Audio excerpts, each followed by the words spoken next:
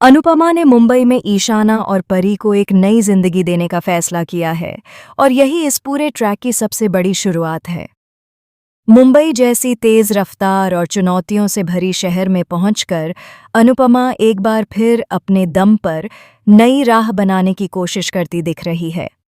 इस बार उसके साथ ईशाना और परी भी हैं, जिनके लिए यह सफ़र उतना ही नया है जितना अनुपमा के लिए।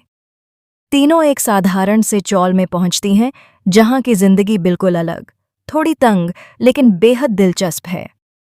चौल की औरतों के बीच अनुपमा की बातचीत, उनका अपनापन और नए माहौल को समझने की कोशिश दर्शकों को काफी इमोशनल पल देती नजर आएगी।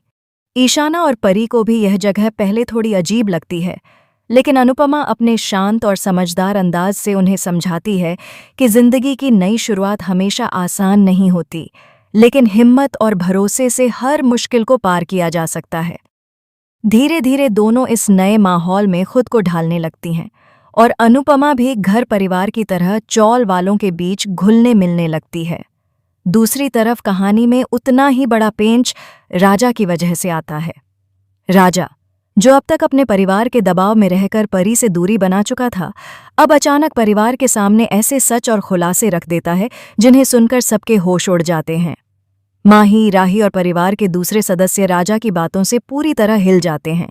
घर का माहौल एकदम से तनावपूर्ण हो जाता है और हर कोई राजा से सवाल पूछने लगता है। परिवार का गुस्सा बार बार राजा पर फूटता है, लेकिन राजा किसी को भी जवाब देना जरूरी नहीं समझता।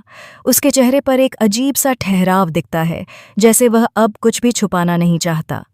वह एक के बाद एक खुलासे करता चला जाता है, जिससे घर में मौजूद हर इंसान गहरी चिंता में पड़ जाता है। राजा के इन खुलासों के बाद परिवार में बिखराव की स्थिति पैदा हो जाती है।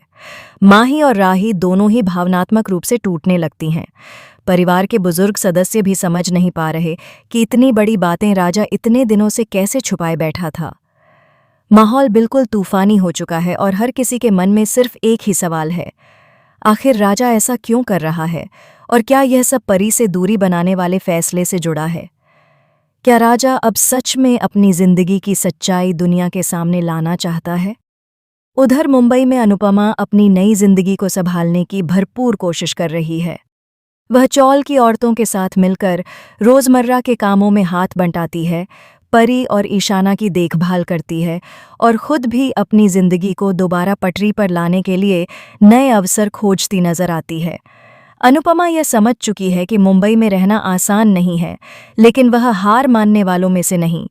धीरे धीरे वह अपने सपनों की तरफ बढ़ने लगती है और एक नई उम्मीद, नई ऊर्जा और नए संघर्ष के साथ आगे कदम रखती है। आने वाले एपिसोड्स में यह कहानी और भी दिलचस्प मोड़ लेगी। एक तरफ अनुपमा की मुंबई में नई शुरुआत है, दूसरी तरफ राजा का चौंकाने वाला सच सबके सामने आ रहा है। दोनों ही ट्रैक दर्शकों को भावनात्मक, रोमांचक और ड्रामा से भरपूर सफर देने वाले हैं। आगे क्या होने वाला है, यह जानने के लिए जुड़े रहिए हमारे साथ और शो के ताज़ा अपडेट्स